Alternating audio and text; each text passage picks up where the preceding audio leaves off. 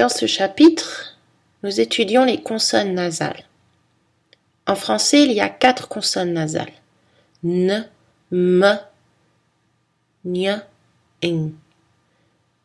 Les 2 dernières sont assez difficiles à prononcer en isolation. Alors, quand vous avez une consonne nasale écrite à la fin d'un mot, elle se prononce rarement.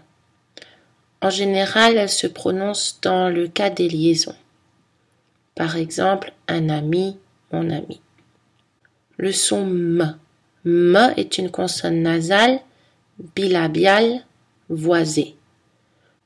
Le son M est représenté par un M, comme dans musique, instrument. 2 M, comme programme. On peut aussi avoir un M suivi d'un N et on prononcera les deux. Amnésique, amnistie. Attention, dans les mots automne, condamné, on prononce seulement le N. À la fin des mots, on ne prononce pas M dans les mots français. Parfum, non. Mais dans les mots empruntés, par exemple au latin, on prononce le M.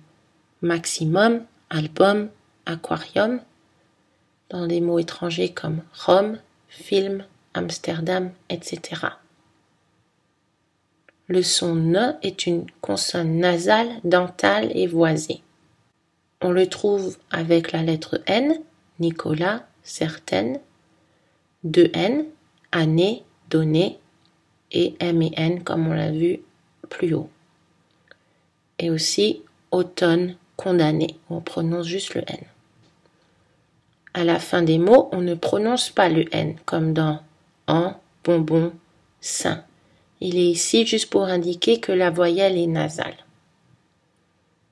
Mais comme pour M, les mots empruntés directement au latin, on prononce les N en position finale.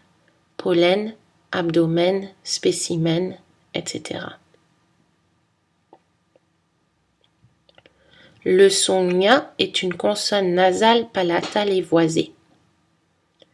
On l'écrit avec GN, comme dans gnan, gnôle, mais attention à l'exception gnome, où on prononce G et N, gnome. Au milieu des mots, ou en position finale, beignet, châtaigne, accompagné, magnifique, Espagne, Allemagne. Mais attention, certains mots savants, c'est-à-dire des mots un peu plus scientifiques ou moins fréquents, il est possible pour certains mots d'avoir G et N.